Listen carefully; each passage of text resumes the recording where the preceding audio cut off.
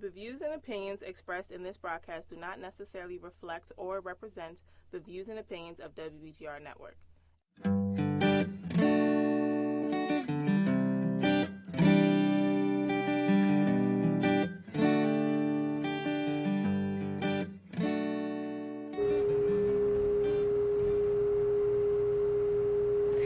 Welcome to Let's Talk Money with KC. I'm KC from KC Baker & Associates. I am your CEO and founder of KC Baker & Associates, and we are a financial brokerage firm here in the Washington metropolitan area. I have two offices, one at the National Harbor and one in Tyson's Corner. I am so excited that you're tuning in today for this show. Our show, Let's Talk Money with KC, is merely just a platform to share information about money, how to create wealth, how to build wealth, how to maneuver through life's ups and downs when it pertains to money. So today I'm really excited. We're going to do money tips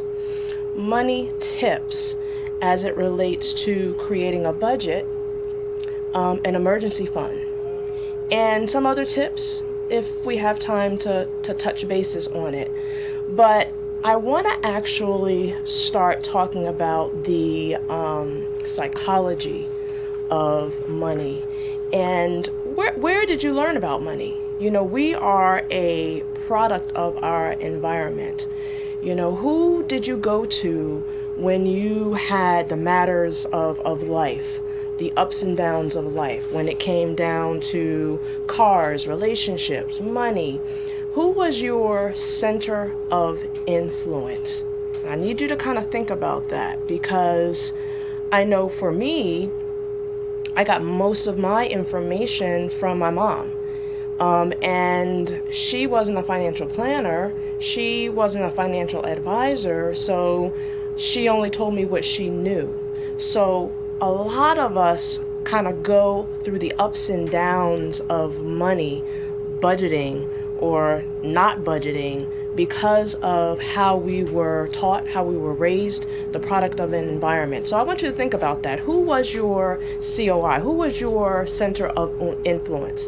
And if you think about that and you look at them as it relates to money, what were they doing? Were they budgeting? Were they saving?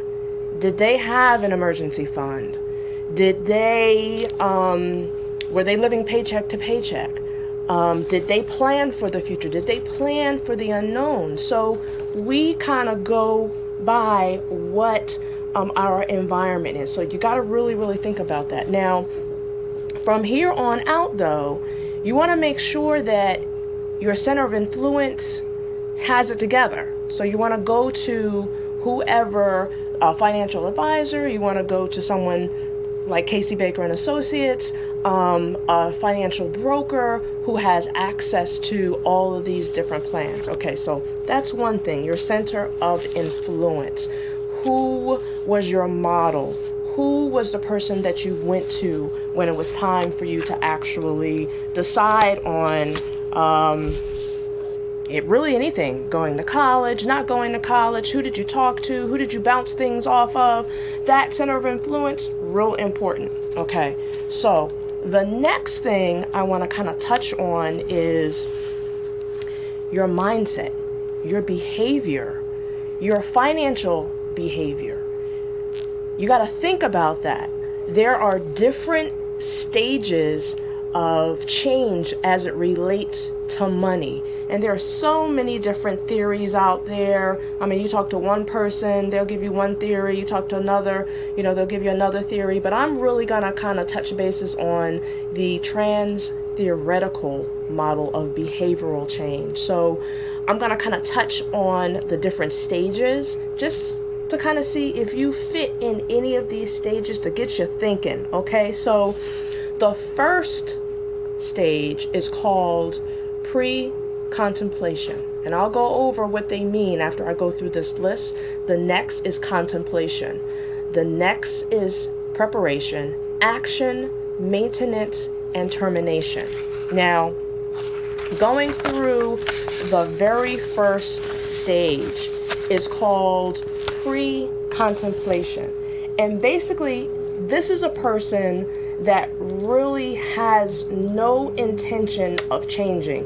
They're living paycheck to paycheck. They're not saving anything. They don't have an emergency fund. They really don't feel that there's a problem with the behavior as it relates to saving, okay, or creating a budget or an emergency fund or just planning for the future. The next one is called contemplation.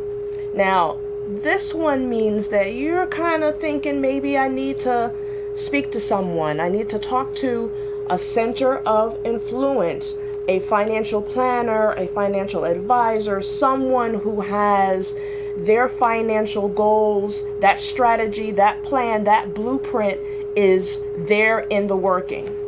The next one is called preparation. Now, this one means that you actually have gone from, I'm not sure if I want to do this, to contemplating, to, okay, so now I need to take those steps, that course of action that's going to get me closer to my financial goals, my financial, whatever my goals are. The next one is action. Okay, so this one means that you have already begun to modify these behaviors that get you into a positive stance, a positive money stance versus a negative money stance. The next one is maintenance, and this means that you have already changed them and now you're maintaining. Now you're tracking everything.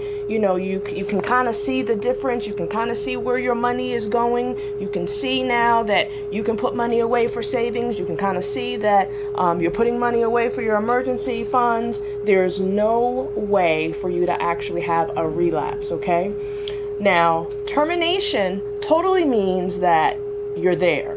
You have that positive behavior in place and you're moving forward to get, now you're following this blueprint. Now you got to really be careful, because once you start setting up this plan, okay, the budget, which we're going to get to, there are going to be a lot of temptations. And temptations can come in any form. Temptations can be, you could be watching something on television and something comes across a commercial, subliminally, okay, that gets you thinking, oh, I want that. I want to get that. And it could be, your temptation could be a friend. It could be a spouse. It could be a parent. It could be a child. It could be, so you really have to be careful. And once you start this path of recovering and saving and budgeting and creating this emergency fund so that you're following this blueprint, you have to really be careful about these temptations. Very, very careful. Okay, so another thing that kind of really plays a role on what you do, how you do it, whether you're living from paycheck to paycheck, whether you're budgeting or not, is your lifestyle. You have to have and understand what your money personality is. There's a personality, just like in anything else. You want to see, are you a spender? Are you a saver? Are you conservative? Or are you an introvert when it comes down to money? You have to realize and understand those habits, because that behavior, that trait, is how you look towards this whole process of budgeting and saving, okay? Also, what you have to understand is, along with this personality, is this value and emotion, which is a main influence on how you make your decisions as it relates to your purchases, okay? A lot of people don't think that, but your money personality, as well as the value, your lifestyle, okay? Whether you are that spender, that saver, you're outgoing, you're introvert, you're living paycheck to paycheck or not, that has a lot to do with how you actually are saving or not, or putting away for the future or not. Okay, when we talk about money and emotions, a lot of people don't think that emotions are tied to this. But if you think about it, how does your financial situation affect you emotionally? And how does your emotions affect your financial situation? They kind of work hand in hand if you think about it. There are a lot of different theories on this wheel of emotion as it relates to spending money, but I'm just going to kind of go through a couple of them just to kind of get you thinking. If you're talking to someone and you really trust them, and you're sitting with someone and they're telling you about a product or a service or something like that, and you're thinking about a budget now. If this is not within your budget, but someone is telling you about something that you always felt that you wanted, okay? Wants, needs, okay? Trust is an emotion. Fear is an emotion. Feeling afraid or shocked or scared. Some people impulse buy because of fear or surprising or trying to prepare to have something just in case, an impulse buy, or sadness or disgust or anger, anticipation or joy. So when we think about how and why people buy, it normally hits one of these money emotions. And so you got to think about it. If you're living from paycheck to paycheck and it's really hard to even keep the lights on, okay, that is something that is that sadness, that hits that sadness emotion, okay? But we have to actually not do things impulsively. We really still have to have a plan. We still really have to have a budget. We have to make sure that we're not trying to keep up with the Joneses, as they used to say. That can really get you in trouble. I remember probably now 25 years ago, or probably longer than that, probably 30 something years ago, I decided that I wanted to kind of get myself together. And back then, I just said, okay, no credit cards. I had to do cash and carry. And cash and carry is really hard because everybody's used to swiping a card. Okay, but if you actually create a budget and you know that you have so much cash, and when that cash is gone, you don't spend anymore.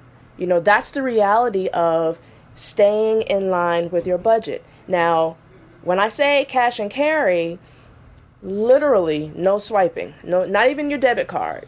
You know that you have cash and for groceries, for gas, for whatever is within your budget, okay, to get yourself in a tighter frame until this thing becomes a habit. Because after 30 to 45 days, anything that you do consistently becomes a habit. So I just want you to kind of think about that as we're looking at where you are. You've got to find out what your money personality is. You got to find out if you're in a household, husband and wife, where one might be a spender, one might be a saver. You kind of balance each other out. If both of you guys are spenders or both of you are savers, save. Some people can be kind of really over the top when it comes down to spending. You do want to enjoy your life. You do want to make sure that you're just not, just not doing anything. But you want to have a healthy balance. If it's a family of even a family of four, a husband and wife and children. And for me, I had to remember, our kids come at us all the time. Our kids come at us and, they want. I had to get used to, when my kids were small, say no, because if we have all of the necessities covered, the wants don't always have to be there, okay, for children. They have to learn the lesson just like we have to learn the lesson that, money doesn't grow on trees, as I used to say. We have to plan for everything that we kind of do until we get to the place where most of us want to just be debt free. So in order to get to that place, you've got to be able to know what you're working with.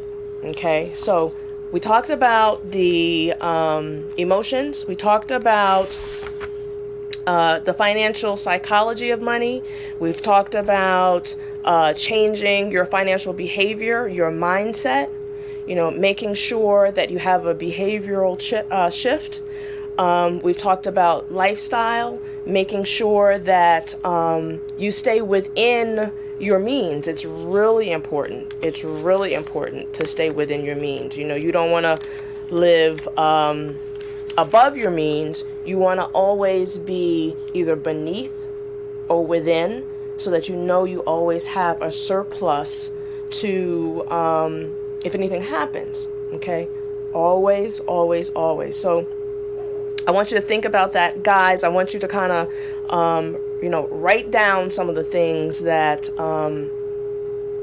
make you buy sporadically. Those impulses, that emotion that makes you buy. Whether, if you're upset, you just need to cool off, you walk in the mall for women, I know some men do it too, but that's typically women. You've got to be able to think before you act. And that way, for me, when I was doing that cash and carry, if it wasn't in my purse, in an envelope or whatever, if I was going home to go grocery shopping, I knew exactly what my limit was. And that really worked. So that by the time 60 days had kicked in, I was used to this budget. Okay. I had an old client, when I say old, several years ago. And I remember talking to her and just sitting down and going over her budget and asking her, did she have a savings account or did she have an emergency fund? And her statement to me was she didn't have enough money to do that. We always have to, pay ourselves first. It is so important to pay ourselves first. When I say ourselves, savings and an emergency fund, always pay yourself first. So when I went down and I looked at everything that was coming in and everything that was going out and all these extra things, I'm just going to give you an example. So husband, wife, family of 5, and they went out twice for family dinner, twice a week. And so I just averaged it because some was more than 150, some was less than 150, depending on where they went. Okay, but if you do that twice a week times 4 times at 150, that's $1,200 that you've spent on family dinner in 1 month. Okay, versus going to the grocery store and buying the groceries and making dinner. Okay, I know that all of us are in this rat race. We are on this wheel. We're like that gerbil where we're just constantly just in that grind, especially if we're living paycheck to paycheck. It's just about getting up, going to work, getting the money and doing that same thing, all over again. But it is so important that we understand that we have the money. It's all relative. Whether you're saving $5 a day or whether you're saving $105 a day, you can save something, but you have to understand that you got to pay yourself first. So going back to this example, my client was spending on an average of $150 twice a week for a family dinner. Okay, so we've already capped that out at $1,200 just on those meals for the month. So she was also going to like getting coffee, you know, so whether it's a Starbucks or wherever, but it was averaging about $7 a day times 5 days a week. That's $140 a month just on coffee. Now, I asked her, did she do breakfast? Did she buy breakfast every day? And she said it was, you know, sometimes she did, sometimes she didn't. Sometimes she would treat somebody in the office because she was a manager, a supervisor. So I just averaged it out at $10 for breakfast a day, 5 days a week. She bought her lunch every day. She purchased it. She didn't bring it from home, which averaged between $10 and $15 a day. And then she did dinner. For those nights that they didn't go out as a family, she brought dinner home.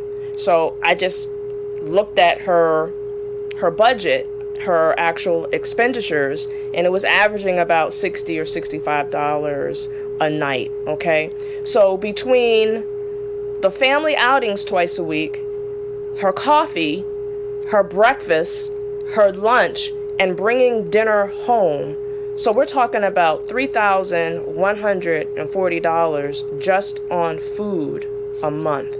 So when she said to me, I don't have the money to save, I'm like, yeah, you do. Because we really need to cut back on some of this. We can actually, you know, go to the grocery store and, you know, you have children who can cook, who are at the house. So it's all about a mindset shift. This $3,000, even if she put half of that towards her savings and her emergency fund, that jump started her into a path of getting to where she wanted to be. So again, when you think about paying yourself first, you've got to sit down, write down everything that you are bringing in, and understanding that paying ourselves first is more crucial for your future than paying, and I'm using this as an example, paying the full Pepco bill, you know, when you can go on a budget plan. And so when I say that to people, they're like, but you know, I can pay it. But instead of giving it all to Pepco, why not go on a budget plan? That way you know exactly how much it is every month, and that extra you can now put in your savings or your emergency fund. And at the end of the year, they are going to let you know how much or how little you owe. And normally it's not a lot. It's not a lot because they're going to average whatever your budget plan is on the usage of your utilities anyway. So this is a way, again, to make sure that your thinking and your mindset is different. So now you're thinking about paying yourself first, and you have to think that way. I remember my mom saying, God rest her soul, I remember her saying to me, honey, if you get $1, then 50 cents of that you need to put away. Okay, so that's 50% of it, and most people are now, because in our area everything is so expensive. But at least if you put 25% away, you know, you put 25% away, and then eventually once you pay off your debt, you know, you have your budget. Of course, your budget is going to adjust. It adjusts as things change. As you pay things off, you have more money to put into your fund, whether it's your savings or your emergency fund. Okay, so we got to think. We got to pay ourselves first. We're the number one priority. Yes, I know that you have all these other bills. Okay, but there's a way to do that. That's another show, talking about paying off debt. That's an entirely another show. But there's strategies to help you pay off your debt so that you'll actually be able to see how you'll be able to gain that momentum to have this extra cash, okay? Now, when we're talking about budgeting, okay, we want to make sure that we are looking at our wants and our needs.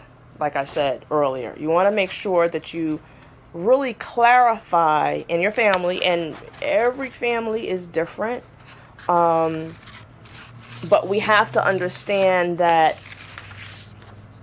A need is your necessities. A want is exactly what we talk about. It's your want. So, when you're talking about a need, you're talking about, of course, your essentials. So you're talking about your food, your electricity, your gas, your water, your toiletries, your clothes, your shelter.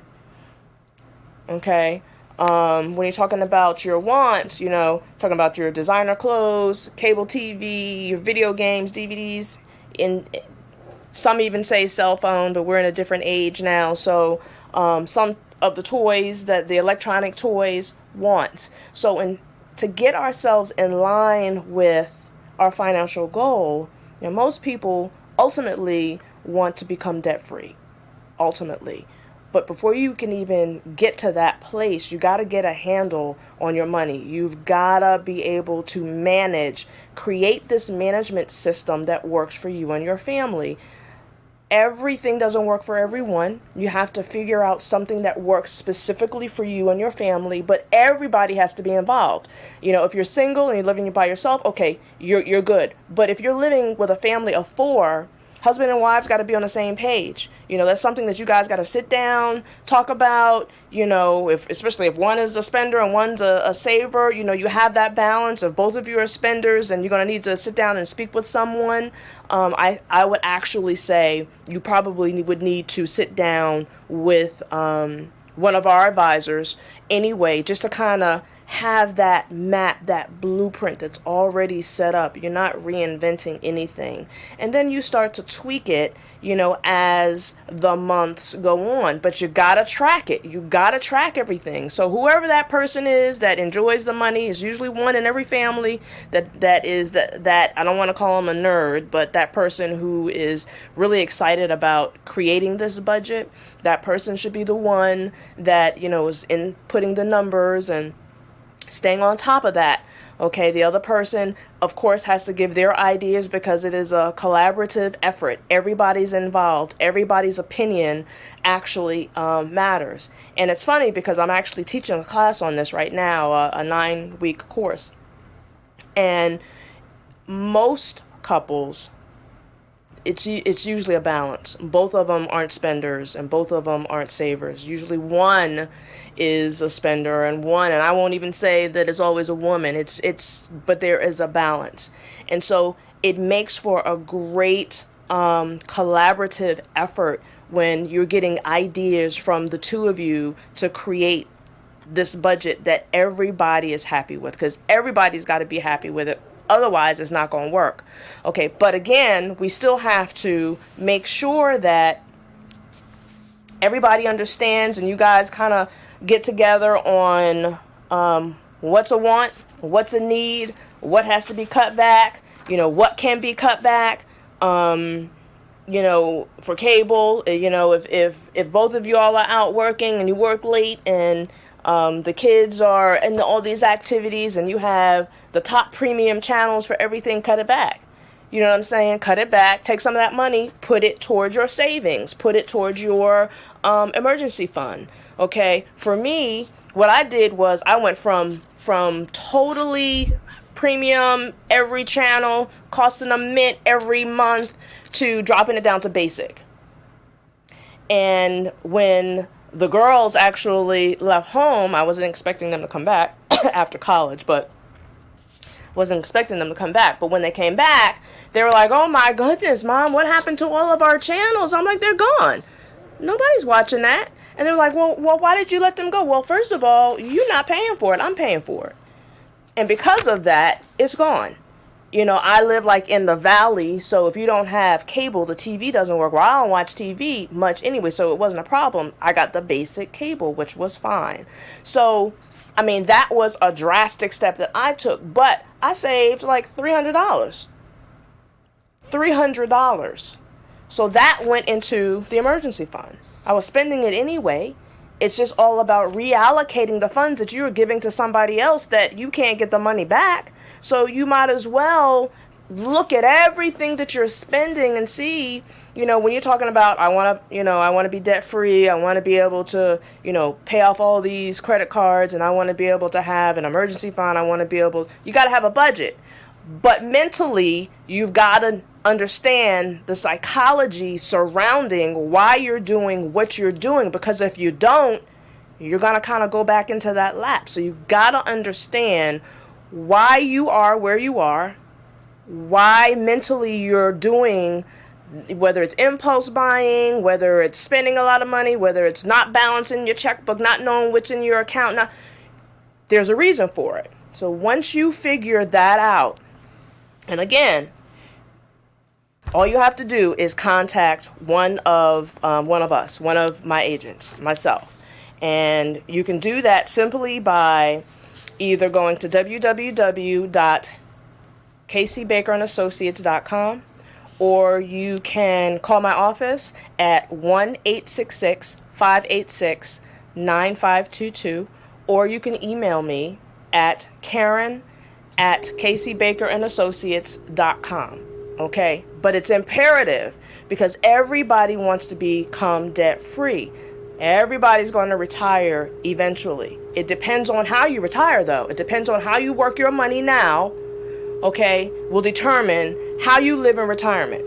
How you work your money now is going to determine if an unknown happens or an emergency happens, how you'll be able to fund that, okay? Very, very important, okay?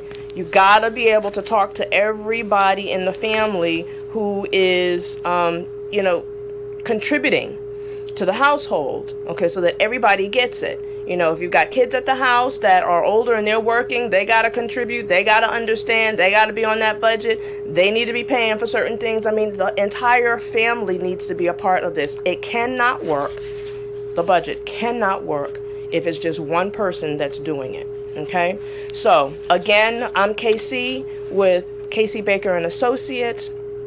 We are a financial brokerage firm here in the Washington metropolitan area. We have 2 offices, one at the National Harbor and one in Tyson's Corner. I have agents all across the country. We are in all 50 states.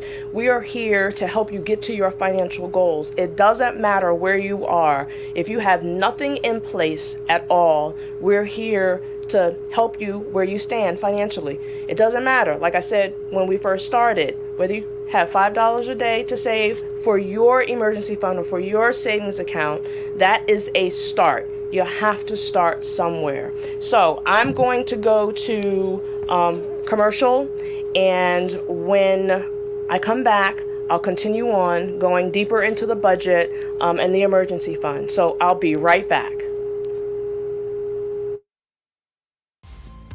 Hello, my name is Karen Baker, founder and owner of KC Baker and Associates. KC Baker and Associates focuses on promoting financial security through ensuring financial wellness. Our vision is to foster financial wellness by serving the community, teaching wealth-building strategies to all communities, and developing mentorship programs for the young individuals. KC Baker and Associates takes an educational approach so that everyone in the community can understand the concepts that help to improve financial literacy. As a financial advisor with over 2 decades of experience, I plan to use my expertise to serve you and your financial wellness needs. I am an established author of business and financial articles. This includes writing articles for It's Your Business Quarterly magazine for over 10 years. I also served as the ambassador for the Prince George's County Chamber of Commerce for many years.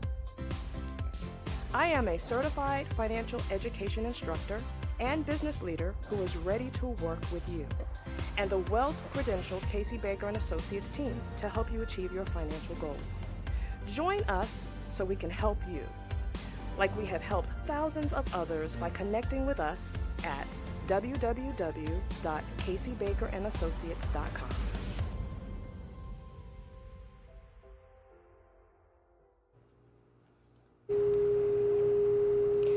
Welcome back to Let's Talk Money with KC, and today I'm going over money tips and going over the psychology surrounding money and understanding why we are, how we are, how we, as far as purchasing is concerned. You know, who do we get this information from? Who taught us? Who was our center of influence? Who helped us when it came down to matters of life? Relationships, buying cars, what school, money, saving, budget, all of that. We talked about lifestyle and your personality, your money personality. Are you outgoing? Are you a spender? Are you a saver?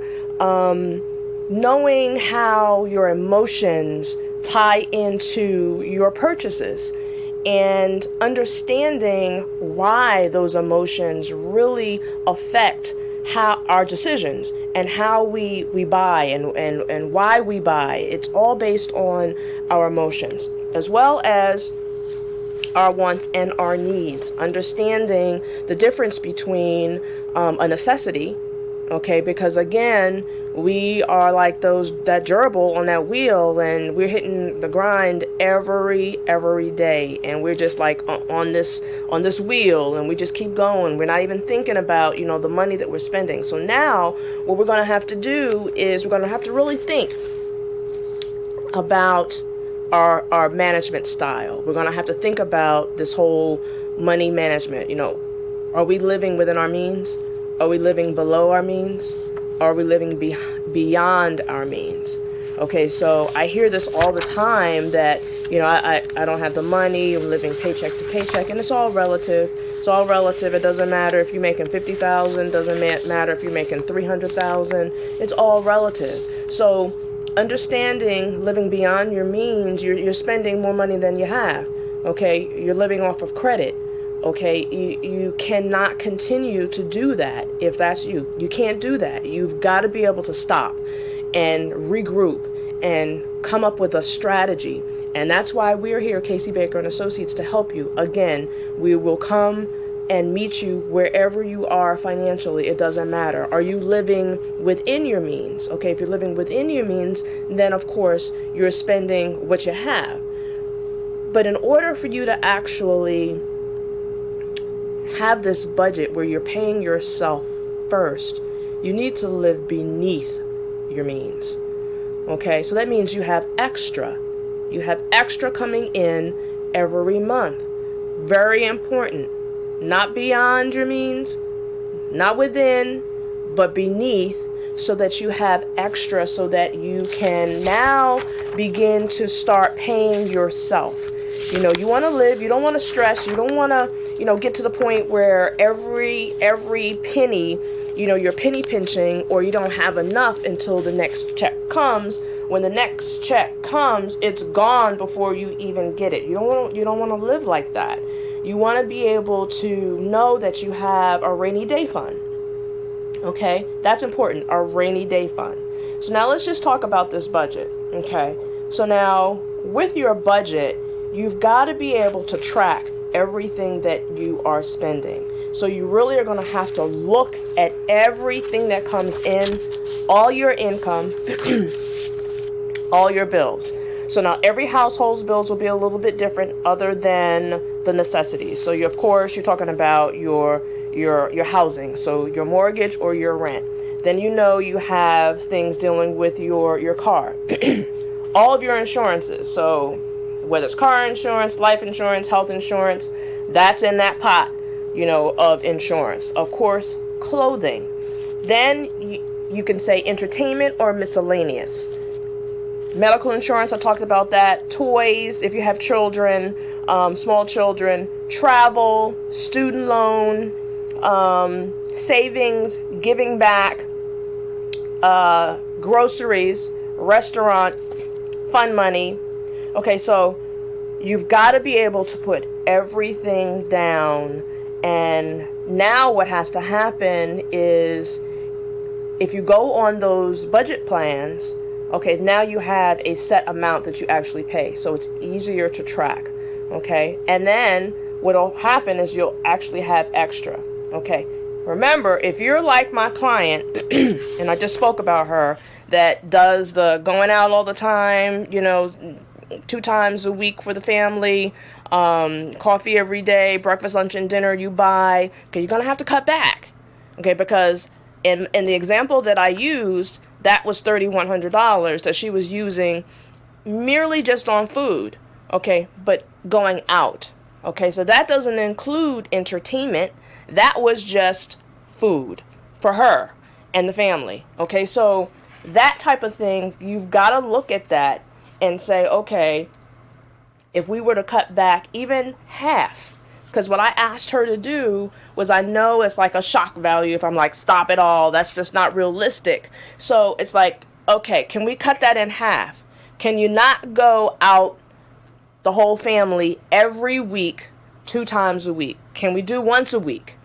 Okay, instead of buying coffee every day, can you buy coffee every other day? Or can you get a little coffee mug cup, the little 4 cup, and just make your coffee in your office? That's going to save you money. And breakfast, okay, breakfast, can you make breakfast? One of those, breakfast, lunch, and dinner. Can you take your lunch, and can you go home and cook dinner, or have one of the kids cook dinner, or have hubby help cook dinner, so that now, instead of $3,140 going out specifically for food, you have $1,500 that you can now reallocate to you and the family savings emergency fund. Okay, so now there may be some things that I mentioned that doesn't pertain to you, or there may be more things that I haven't spoken. So every family is a little different. But now what you have to do is you have to look at your income. And the income, if you're single and it's just you and you're the only one that's bringing money in, then that's the top. So if you're bringing in $5,000 a month, then you know that $5,000 a month should not be all gone at the end of the month. If you have more month at the end of your money, then something's not right. Okay, we got to cut back. And we have to. And some people have to do some drastic things to cut back. I mean, I have some people in the class that I'm teaching right now, they have to do some drastic things. And there are strategies to help you get there. But you got to know where you are so that you can set the path so that you can continue to get to your financial goals, okay? Now, your income, after you add everything up and you see where you are, you've got to adjust it. So let's just say this person's way over 5,000. So now you got to go back to the drawing board if it's a husband and wife team, and you've got to look at things. Now, there are families where the husband and the wife have 2 separate accounts. Everything is not in one pot. Okay, so if that be the case, then husband and wife, both of you guys have to have a budget, okay, that works for the whole family, okay? It has to be like that. One person can't be doing a budget and the other person is not doing it. It's got to be the whole family. So now once you have all of your income and all of your expenses, if your expenses exceeds your income, there's really only one thing to do. Either you're going to have to cut back on the expenses, which in the case of my client that I had several years ago, it was a no-brainer. And they were over, and they were way over actually every month. So this was just one way that I reallocated funds for them. There were so many different other areas that I asked them, husband and wife, to cut it in half. And so they had entertainment. So they were going out, the husband was going to the sports bar every Sunday and watching the game, him and his boys, and that cost. So I said, can we do that until we get to the place where you want to be? Can we do that twice a month versus every Sunday? And maybe on those off Sundays, have whoever, the whole group that's doing it, go to each other's homes or something. Just the strategy works differently for everybody. You just got to figure out what works for you. But they had miscellaneous, they had entertainment, they had this food, and I think it was 4 or 5. It was 5 different categories that I was able to help them cut down. So we just reallocated those funds and now put them into a savings as well as a emergency fund. So again, everybody's got to come to the table. with knowing exactly what they're spending, and if not, then you're going to have to pull out your statement and kind of go down line by line and be like, okay, what is that? You know, if you didn't use your card and they didn't put their store stamp on the statement, then you're going to have to kind of figure out, you know, or try to remember what that was line by line. Once you actually do it, the very first time that you do it is going to seem grueling. But remember, we're trying to do this to get to this goal that you guys want to get to. If you're in a situation, like I said, where you're living paycheck to paycheck and you have more month at the end of your money, then you got to do something else. Unless you go get another job, you know, so now you're working 2 jobs. I mean, some people did have to do that for a minute, but I can tell you that if you look at, or have us help you look, and we go through all this extra stuff that's just coming out. You know, I had one client that instead of going into the bank, he was using his card at not the bank that he branched at, but other affiliate banks. And of course, every time you swipe your card, there's a charge. So then they started, you know, bouncing checks because those charges add up. You know, even if they're, you know, $250, $350 every hit. But if you're hitting that account once a day to get cash out, then that adds up. Then it creates that snowball effect. Then, you know, if someone is writing, paying bills out of that account, you know, then you have a snowball effect where things are bouncing, and now you have these insufficient fees, and it just continues to, you know, to crawl. So before it gets to a point where it's so out of control that, you know, people are talking about filing bankruptcy, see if we can help you guys get in line. And there's always a way. There isn't not one person that we've actually sat down with that we could not help them, because most people spend money, they don't know where it went. You know, a lot of people do that. I'm not going to say most, but a lot of people, you know, in the same instance here with the, you know, going out and the coffee and the breakfast and the lunch and all of that. So you got to start with your income, your expenses. You got to track it for 30 days, 45 days. Every month your budget is going to adjust a little bit. And when I say adjust a little bit, because you may even see extra money there to pay off credit cards, you know, faster than you anticipated. And so that's a whole nother show. But I'm just saying, as you begin to stay on budget, you'll be able to see how you'll have extra money to divert to other funds. Okay? And paying yourself first is the most important fund. That's the most important fund. Okay? It does not matter everybody else, you know, the Pepcos of the world, the Smeckos of the world, the, you know, Verizons of T-Mobile. The most important person to pay is you. So, I am KC with KC Baker and Associates. If you have any questions about what I've gone over thus far, please reach out to me at 1-866-586-9522. That's the office. You can also email me at Karen@KCBakerandAssociates.com. You can also go to our website, which is www.kcbakerandassociates.com. Also, all of these shows now are on a YouTube channel. And so I've almost got all of the shows uploaded onto YouTube.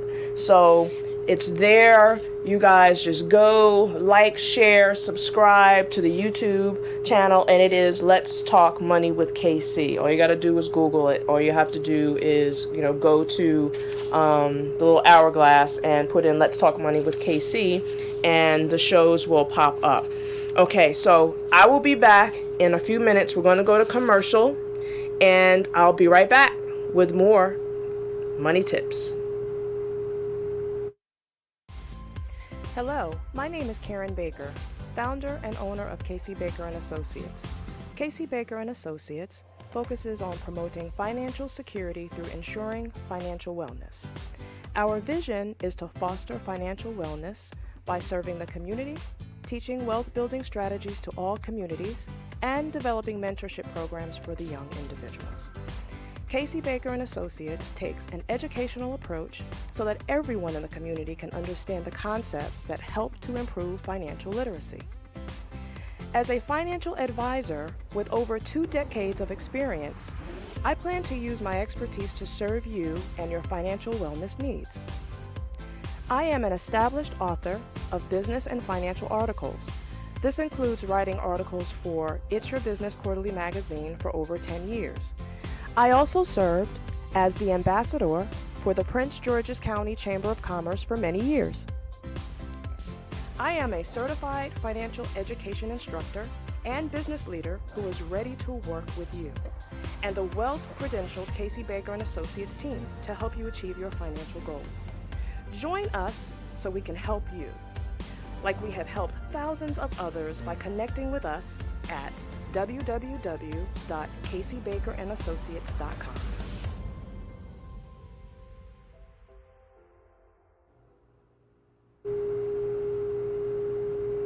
Welcome back to Let's Talk Money with KC. We're going over some money tips here. Starting out with the psychology of money and then going into changing your behavior, your mindset, making sure that you understand why you spend the way you spend or why you don't save and why you're not prepared and, where did you get this information? Who taught you this? Who was your center of influence? You gotta kind of go back to that point to know why you do what you do and being able to change it. Knowing your money personality. Are you that spender? Are you that saver?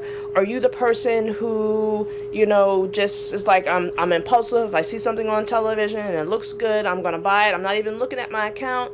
I'm just, I'm just going to go ahead and buy it. It's not, it doesn't cost that much. It's only about $40 or $50. Is that you? Okay. If you really want to get to the place where you are debt free, you have to start from knowing why you do what you do. And it comes from, where did you get your information from? We weren't taught this. This is something that I don't know too many people who came from home and they knew about all of this. So we all had to learn from different sources, even in college. This is not the stuff that they teach you in college. This is not the stuff they teach you in high school. So you've got to find this mentor, this financial planner, this financial advisor, this center of influence that has this all together. Okay, we talked about how emotions and money work hand in hand. I went over, those 8 or 9 different emotions that if you're buying something, one of those emotions, the reason why you're buying it is falling in line with one of those emotions. Understanding the difference between wants and needs. Okay, then we went over the budget just to start. You've got to track it. You've got to write down everything that you're spending. You got to put your income in versus your expenses. And then you got to make sure that everything that you're paying falls in line with the amount of income that you have. If you have more month at the end of your money, then you're going to have to cut back. You don't have a choice. You're going to have to cut back. Some have to cut back more drastic than others. Some may have to go get another job. Some people actually had so much stuff in their house that they ended up selling some stuff just to help jumpstart it. So it just depends. There are strategies out there that'll get you there, but you got to start somewhere.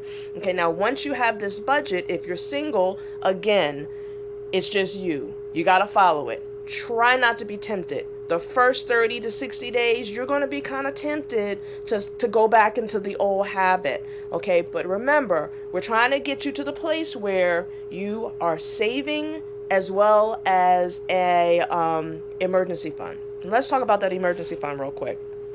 Okay, your emergency fund, depending on whether you are, renting or you have a home, really starting with $1,000 is very low. So the class that I'm teaching right now, we are doing $1,000. Okay, so it just depends on what you think you can get to. But ultimately, you need to have a minimum of 3 to 6 months of your expenses in an account as your emergency fund. Because if you think about it, how long does it generally take somebody to get a job? Unless you're self-employed. Even if you're self-employed, my recommendation always is to try to get between 6 months and a year of your expenses in an account. Because as an entrepreneur, you just don't know what's going to happen. You know, some months are up, some months are down. If you're working for someone and there's two of you in a household, husband and wife, if both of you have 3 months of expenses saved, then that's a total of six months, okay? But to start, $1,000. And I say that's really low if you own a home. Because anything, if you have an older home, you know, if the furnace goes, that's $2,500, $3,000 right there. Okay. You have a car, tires, depending on the type of car that you have. So you've got to have enough to sustain if the unknown happens. Your savings technically is not your emergency fund. Your savings is that account that is just continuing to grow. Then putting it in a place where, and this is where you come to us. There are places, and I'm not talking about in a bank. I'm talking about some place where that's going to give you, over 2%, okay, that you have liquid, meaning that you have access to, okay. There are a lot of online accounts that give you more than 2% on your money versus putting your money in a bank. Your savings, you just want that to continuously grow. Whereas your emergency fund, that is just what it says. It's for emergencies when something happens. And again, if you own a home, you need to have at least $3,500. Okay, you have a car, tires $250 a pop. If you have a truck, is more than that, and you need 2 to 4 tires, that's $1,000 right there. So again, we want to start, but you can't start unless you actually do your budget. Okay? You've got to start somewhere. I just really say, guys, if you're not sure and it sounds like it's a lot and it's overwhelming, then you contact us. Okay? Casey at Casey Baker and Associates. You can call at 1-866-586-9522. You can email me at Karen at CaseyBakerandAssociates.com. And you can go to the website and contact us at www.CaseyBakerandAssociates.com. Okay, so again, emergency fund. That can only happen once you get your budget in line. Okay, that's real important. Pay yourself first. You've got to pay yourself first. It's a behavioral mind shift change. Pay yourself first. Uncle Sam is getting his stuff. Why are you not paying yourself? You're thinking, okay, well, I got these bills, and most of those bills have payment plans. And Verizon, of course, your cell phone doesn't. But I'm talking about your utilities in your home. Okay? If you have cable, again, and you have it to the max, you have the premium, it might be time to cut it back to basic. Because we are trying to get you to a great place financially. Okay? It's about you. At the end of the day, we want to create a legacy for you and your family. But you got to start somewhere. The budget. Okay, tracking yourself 30 to 45 days, making sure that you're staying on top of your budget. Again, you're going to have to tweak it from month to month because as things change, then you're going to have to, collaborate, husband and wife, collaborate together, make sure that you guys both are staying on top of it, not just one or the other, both. Because it's a family, and family should be able to talk about everything that's going on. So, we've covered a lot. We went over the psychology of money. We went through changing your behavior, making sure that you do this mindset shift, lifestyle choices, making sure that you know what your money personality is. If you're a spender, a saver, the emotions that are all tied into spending. I went over the 7 or the 8 emotions, knowing the difference between wants and needs. We want to sway towards the necessities versus the wants, okay? Creating that money management system that works for you, okay? You've got to create it. Every household is different, okay? Start your budget immediately, okay? That is so important, okay?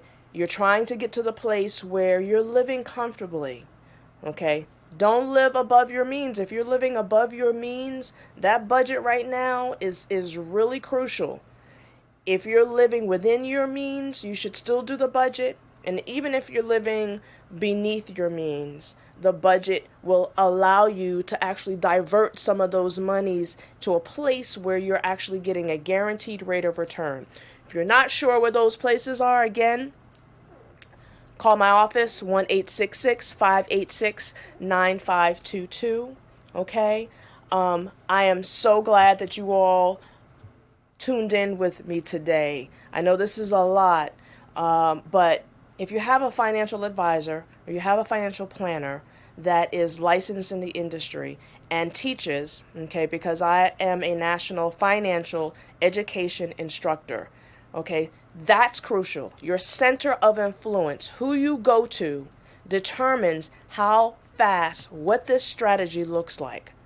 Okay? Again, thanks for tuning in.